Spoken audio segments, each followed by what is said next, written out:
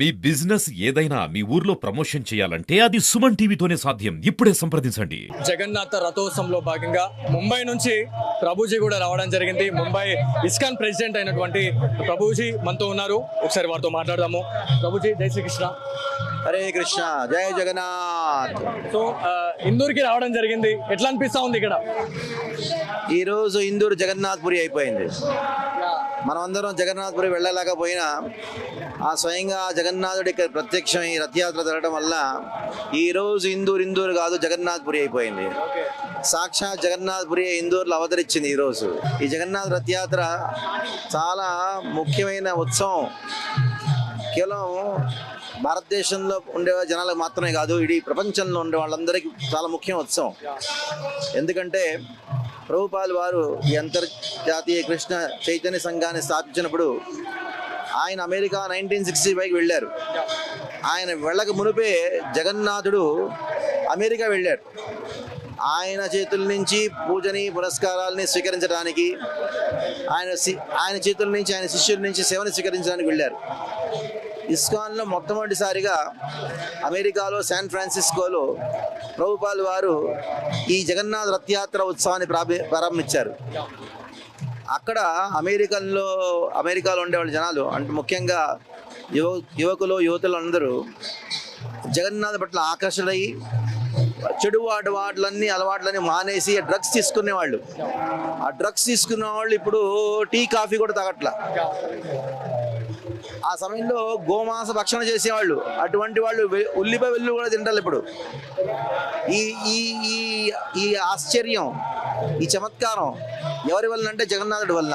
ప్రభుజీ, ఇంతకు ముందు చూసుకుంటే మన హిందూ కల్చర్ని చాలా మంది వెటకారం చేసేవాళ్ళు, అవహేళన చేసేవాళ్ళు. ఈరోజు మన హిందూ కల్చర్ని దేశాలు దాటి ఖండాలు దాటిపోయి ఈరోజు మన హిందూ కల్చర్ అనేది ఎక్కువైపోయింది. భగవంతుని ఆరాధనలో పాశ్చాత్య దేశాలన్నీ ఈరోజు కృష్ణుని ఆరాధన చేస్తూ ఉన్నాయి. సో భారతదేశ ప్రజలకు మీరు ఏం చెప్పాలనుకుంటున్నారు దీని పరంగా? మనం అనుకుంటాం ఈ హిందూ సంస్కృతి, హిందూ సాంప్రదాయం ఉన్నదే అది కేవలం భారతదేశానికి చెందింది మాత్రం అనుకుంటాం. అది తప్పు. ఎందుకంటే మనకి క్రైస్తు ఆ సమయంలో హిందూ మతం అనేది ఆఫ్ఘనిస్తాన్ తర్వాత ఆ దేశాల్లో దాకా ఉండేది. అంతకు మునుపు అంటే 5000 సంవత్సరాల క్రితం పరీక్షిత్ మహారాజు రాజ్యం చేసినప్పుడు మొత్తం ప్రపంచమంతా ఈ వైదిక ధర్మాన్ని పాటించేది. దానికి ఎన్నెన్నో ప్రమాణాలు ఉన్నాయి. దాని ఇంటర్నెట్లో మీరు వెతుకోవచ్చు. నేను స్వయంగా సౌత్ అమెరికా వెళ్ళినప్పుడు అక్కడ పగలగొట్టిన రాముడు దేవాలయం నేను చూశాను. రైమక్ అనే ఒక నదిని చూశాను. అక్కడ ఇతిహాసకారులు, ఆర్కియాలజిస్ట్ వాళ్ళు రాశారు ఇక్కడ ఎటువంటి పూజలు పునస్కారాలు జరిగేవి, ఎటువంటి చెట్లు ఉండేవి. కొబ్బరి చెట్లు ఉండేవంట, అక్కడ అరటి చెట్లు ఉండేవంట, ఎటువంటి పూజలు పునస్కారాలు జరిగేవన్నీ రాసున్నాయి అక్కడ. అంటే రామాయణంలో కూడా సౌత్ అమెరికాలో ఉండే ఒక తితి కాక అనే ఒక చెరువు గురించి చెప్పడం ఉంది. కాక అనేది నిజంగా చెప్పాలంటే గంగాది.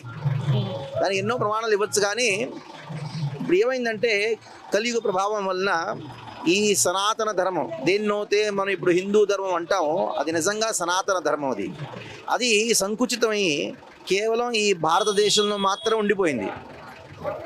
ఈ భారతదేశంలోనే ఈ సనాతన ధర్మం ఉండిపోవటం వల్ల ఈ సనాతన ధర్మం అనేది కేవలం భారతదేశానికి చెందిన మాత్రమే అనుకోవడం మన పెద్ద పొరపాటు.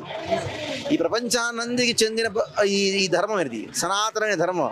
అందరికీ ఎల్లప్పుడూ ప్రతి పరిస్థితుల్లో ఒకే ఒక ధర్మం ఉండేది, ఇది సనాతన ధర్మం. అందుకని దాన్ని సనాతన అన్నారు.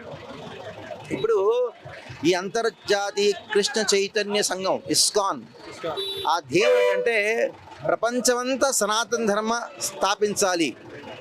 ఏ 5000 సంవత్సరాల క్రితం ఏ రీతిలో పరీక్షిత్ మహారాజు ఎట్లా పరిపాలించారు, ధర్మాన్ని ఎట్లా స్థాపించారు, కలియుగాన్ని ఎట్లా దండించి, ఆ కలి పురుషుడిని దండించి సనాతన ధర్మాన్ని ఎట్లా స్థాపించారు, అదే మా ధ్యేయం, ప్రభుపాల్ వారి ధ్యేయం. మా ప్రభుపాల్ గురువు గారు ప్రభుపాల్ అక్కడ ఉన్నారు. ఆయన ఉద్దేశం ఇది మొత్తం ప్రపంచం. అందుకని దాని పేరు, ఈ సంస్థ పేరు ఏం పెట్టారంటే ఇంటర్నేషనల్ అన్నారు. కేవలం భారతదేశానికి చెందింది కాదు, ఇది మొత్తం ప్రపంచం భారతదేశమే. మనం ఇప్పుడు ఆ జియోగ్రాఫికల్ డివిజన్ వచ్చింది అంతే. ఇస్కాన్ ఆధ్వర్యంలో ఇప్పటికే అనేక జిల్లాల్లో, అనేక రాష్ట్రాల్లో, అనేక దేశాల్లో కూడా స్వామివారికి ఒక మందిరాన్ని నిర్మిస్తూ ఉన్నారు. ఇందూరు జిల్లాకి ఆ స్వామివారు ఎప్పుడు రాబోతా ఉన్నారు, నిజామాబాద్ జిల్లా ప్రజలు ఎప్పుడు ఈ అదృష్టాన్ని కలుగజేసుకుంటారు అనేది మన ఇక్కడ మాకు చిన్న సెంటర్ ఉన్నది. నిజంగా మొట్టమొదట కలియుగంలో ఆ భగవంతుడు నామ సంకీర్తన రూపంలో అవతరిస్తారు. నామ సంకీర్తన రూపంలో ఈ కృష్ణుడు ఇందూరులో అవతరించారు. అయినా మనందరికీ ప్రత్యక్షంగా కనిపించాలని శ్రీవిగ్రహ రూపంలో ఆ భగవంతుడు రావాలి అంటే మన హృదయంలో మొట్టమొదటి మన మందిరాన్ని కట్టాలి. మన హృదయంలో ఆ మందిరం ఉన్నదే అది బయటిగా ప్రత్యక్షం అవుతుంది. ఇందూరులో ప్రతి ఒక్క హిందూ కనుక ఈ హరే కృష్ణ మహామంత్రాన్ని జపం చేస్తే ఆ కృష్ణుడే ఆ నామ రూపంలో ఉన్నాడు. కృష్ణుడు ఆ కృష్ణనామ దాని మధ్యలో తేడా లేదు, భేదం లేదు. అభిన్నత్వాత్ నామనామినో ఆ కృష్ణుడే కృష్ణనామ రూపంలో ఉన్నాడు. మన నామ సంకీర్తనం చేస్తే ఇప్పుడు ఎమ్మెల్యే గారు చెప్పారు కదా, వచ్చే రాబోయే రథయాత్ర సమయంలో ఒక మంచి గుడికి నేను ఒక స్థలాన్ని ఇప్పిస్తాను అని చెప్పారు కదా, ఆ స్థలం వచ్చేస్తుంది. స్థలం రాగానే ఇక్కడ ఉండే ప్రతి ఒక్క ఇంటి నుంచి మనం ఒక్కొక్క రూపాయి అవ్వచ్చు, 10,000 రూపాయలు అవ్వచ్చు, 10 లక్షలు అవ్వచ్చు, ప్రతి ఒక్క ఇంటి నుంచి ఆ భగవంతుడి సేవ కోసం, ఒక మందిర నిర్మాణం కోసం మనం ప్రయత్నిస్తాం. ఎప్పుడవుతుంది అనేది అది భగవంతుడి చేతిలో ఉంది. మన చేతుల్లో ఉంది, నామ సంకీర్తన చేసి మన చేతుల్లో ఉంది. మన చేతుల్లోనే మనం చేద్దాం. హరే కృష్ణ కృష్ణ కృష్ణ హరే హరే, హరే రామ్ రామ్ రామ్ హరే హరే ఇచ్చేస్తాం అంతే. అంతా అన్ని ఆటోమేటిక్గా వచ్చేస్తుంటాయి.